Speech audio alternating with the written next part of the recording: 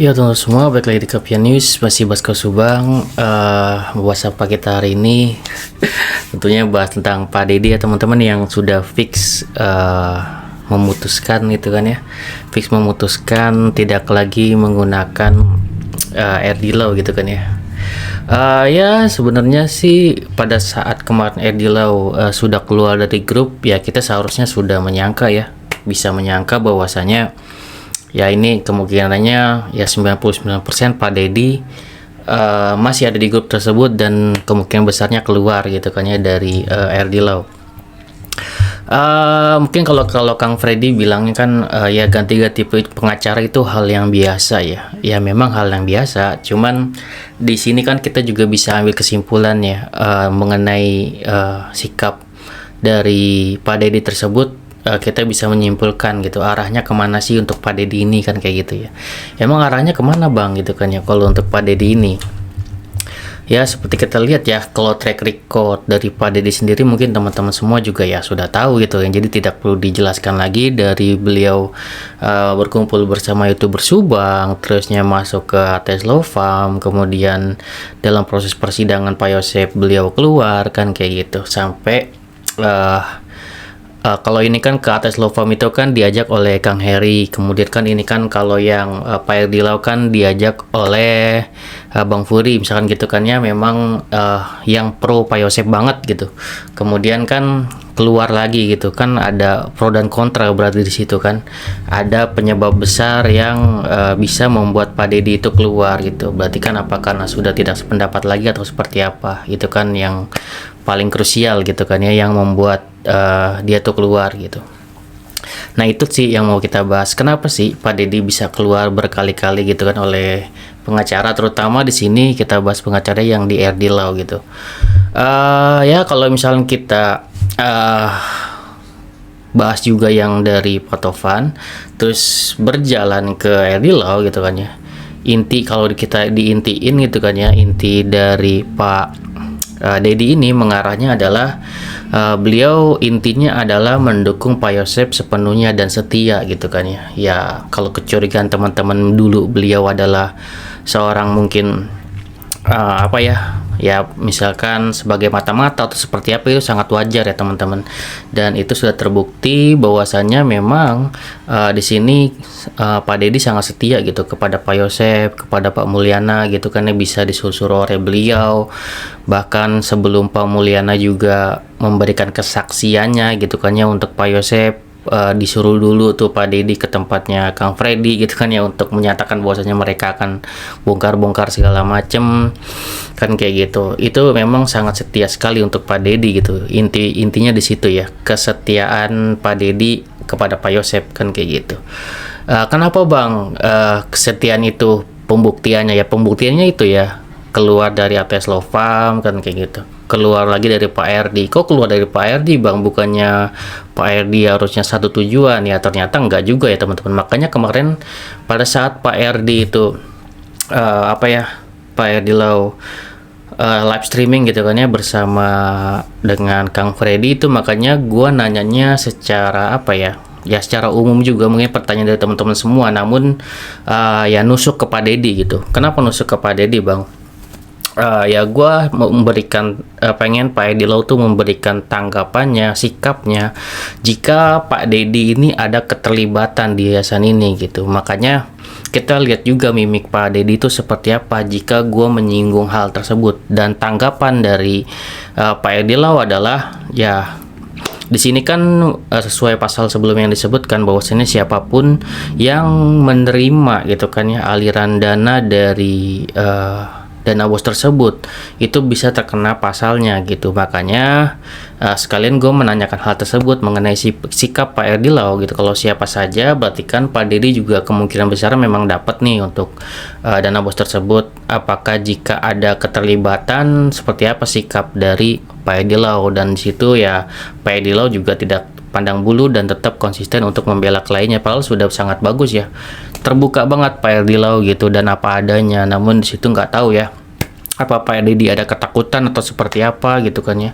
Selain setia dengan Pak Yosep, gue nggak tahu juga nih triggernya apa selain itu gitu. Apa benar-benar ada ketakutan yayasan ini benar-benar terbongkar dan ada keterlibatan kan seperti itu, atau memang triggernya ada lagi hal lain, yaitu mungkin ada apa ya, ada tekanan lain dari pihak lain atau seperti apa gitu kan ya. Ada tekanan apa seperti apa dari pihak Pak Yosep atau dari para YouTuber kan seperti itu ya, kita tidak tahu gitu kan ya. Kan kemungkinannya memang mereka satu grup nih, otomatis harus satu suara. Kalau nggak satu suara ya otomatis Pak Dedi kan juga keluar dari grup tersebut dan tidak lagi satu suara, dan tetap di Pak RD. Kenyataannya Pak RD-nya keluar dan Pak Dedi-nya berarti tetap stay kan kayak gitu. Yang kemarin gue bilang ya, kalau misalkan memang mau satu suara gitu kan ya, dan Pak RD juga satu suara, ya Pak RD juga harus ngikut. Kan di sini kan Pak RD mengungkapkan bahwasannya jika ada keterlibatan Pak Yosep di yayasan maka tidak pandang bulu kan seperti itu poinnya, yang mungkin ya tentunya berseberangan ya dengan Bu Sylvia gitu yang memegang Pak Yosep gitu kan. Jadi jika pun Pak Yosep terhindar ya dari kasus pembunuhan, kasus Subang, itu kan tidak lepas dari yang namanya yayasan ini. Yayasan ini tetap yang namanya sudah jelas Pak Dedi sendiri yang mengakui ada aliran dana gitu kan ya untuk Pak Yosep. Kayak gitu udah sangat jelas, jadi memang sangat sulit juga posisinya untuk Pak Dedi ya. Gue bingung ya sebenarnya Pak Dedi ini kalau misalkan nggak ada keterlibatan gitu ya teman-teman, ngapain ada di pihak Pak Yosep? Karena di sini Pak Dedinya juga kan harus berpikir gitu kan ya. Beliau membongkar aib dari Pak Yosep itu sendiri mengenai aliran dana. Jika beliau tetap berada pada Pak Yosep nih, mendukung Pak Yosep, gue nggak tahu apa karena balas budi atau seperti apa, itu kan ya menurut gue kayak gali kubur sendiri gitu. Beliau, Pak Yosep ini sudah jelas-jelas bersalah, tapi beliau ada di pihak Pak Yosep. Artinya kan di situ ada kemungkinannya ke depannya ya, kalau misalkan Pak Dedi harusnya lihat ke depannya, itu kan bahaya juga untuk Pak Dedi gitu kalau misalkan masih berurusan gitu dengan orang-orang yang ada jelas-jelas keterlibatannya gitu, seperti itu. Ya gue nggak tahu ya ke depannya Pak Dedi ini akan menggunakan pengacara baru ataukah mau satu suara gitu ya. Kalau misalkan jangan ada lagi keluar-keluaran, ya udah ke Bu Sylvia aja udah kan kayak gitu. Jadinya nggak ada lagi yang namanya keluar-keluar gitu kan ya. Nggak kayak seperti Pak Edi Lau ini. Ya Pak Edi Lau ini juga kalau gue lihat juga jadi kesian gitu kan ya. Seolah-olah pertama kali tuh ya menggebu-gebu misalkan gitu, Bang Furi ngajak segala macam terus kayak dibuang gitu aja gitu, kayak abis mandi sempat dibuang gitu di ujung-ujungnya gitu kan. Kasihan juga, bisa dibilang korban juga atau seperti apa ya, gue nggak tahu ya apakah nanti Pak Edi Lau akan menuntut atau seperti apa kan kayak gitu. Di sini kan dia sudah meluangkan waktunya segala macam memperjuangkan untuk kliennya, tapi ternyata dibuang gitu aja kan kayak gitu. Dengan gue nggak tahu ya di permasalahan Pak Dedi ini gitu kan ya, harusnya kan beliau memberikan suatu klarifikasi juga ya, penjelasan kepada Pak RD juga gitu ya. Ya kalau misalkan kalau kemarin kan di tempatnya Kang Dede atau Pak Dede gitu ya, itu kan bener ya, Pak Edi Lau itu mencoba untuk mengklarifikasi bahwasanya beliau masih gitu ya, masih memegang Pak Dedi karena memang belum ada yang namanya suratnya gitu kan secara resmi. Kalau sekarang kan sudah ada surat secara resmi bahwasanya Pak Dedi dan para guru gitu ya. Jadi bukan Pak Dedi doang, kayak kalau tulisannya yang kita tahu ya disampaikan oleh Kisodo ya, gue lihat di live-nya bahwasanya Pak Dedi dan para guru, jadi semuanya gitu ya, tidak lagi atau mencabut kuasanya kepada Edi Lau gitu. Jadi ya Pak Edi sudah tidak menjadi kuasa hukum siapapun di kasus Subang ini, baik itu dari Pak Dedi ataupun dari para guru gitu ya. Miris sih, kasihan juga ya, Pak Edi Lau-nya sudah berjuang tapi digituin gitu. Padahal itu pengacaranya bagus banget dan juga apa adanya sih ya, apa adanya. Beliau mengungkapkan apa adanya aja yang beliau bisa katakan, dan itu menurut gua ya bingung gitu kan ya. bingung juga posisinya. Harusnya kan Pak Deddy kalau sewajarnya ya, kalau sewajarnya seseorang yang tidak ada keterlibatan di yayasan atau tidak diintervensi oleh siapapun gitu kan ya, baik itu dari para YouTuber ataupun dari pihak Pak Yosep pokoknya gitu kan ya, harusnya tidak melepas Erdi Lau ya, yang memang sudah jelas-jelas membela beliau habis-habisan. Bahkan Pak Erdi Lau juga menyebutkan bahwasanya jika pun ada keterlibatan dari Pak Deddy ya beliau tetap akan membela Pak Deddy gitu. Itu kan udah sangat jelas. Cuma gue nggak tahu ya triggernya apa. Kalau triggernya sih sudah sangat jelas bahwasanya ya Pak Deddy ya mungkin setia dengan Pak Yosep dan tidak terima harusnya ya kalau misalkan Pak Erdi Lau menyatakan bahwasanya jika ada keterlibatan Pak Yosep ya beliau lepas tangan gitu kan ya, tidak pandang bulu. Mungkin di situ ribet juga gitu kan ya.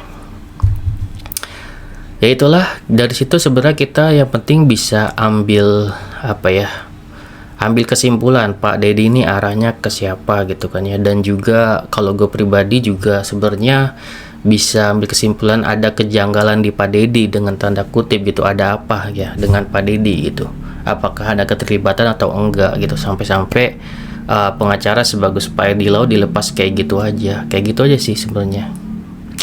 Menurut teman-teman seperti apa? Bagaimana sikap Pak Deddy ini yang tidak tidak bisa menetap gitu kan ya kepada satu pengacara, dan bahkan pengacara yang sangat bagus ini dilepas gitu aja gitu kan ya. Ya, Bu Sylvia juga sebenarnya bagus, silakan ke Bu Sylvia aja, jadi tidak ada lagi pro dan kontra gitu kalau misalkan Pak Deddy memang sepenuhnya mau mendukung Pak Yosep kan kayak gitu, seperti yang gue bilang kemarin gitu kan ya. Ya mungkin harapan mungkin dari Bang Furi dari awal mengajak dari Pak Erdi Lau itu harapannya sepenuhnya mendukung gitu, sepenuhnya mendukung aja apapun yang mereka katakan gitu. Mungkin di situ kan ya Pak Erdi Lau mungkin tidak bisa seperti itu gitu ya. Mungkin di situ aja sih gitu. Karena tidak bisa menyatu aja dan Pak Erdi Lau keluar grup gitu aja gitu ya. Oke, segitu dari gua. Semoga bermanfaat. Assalamualaikum warahmatullahi wabarakatuh. Sinas teman-teman. Semangat terus Pak Erdi.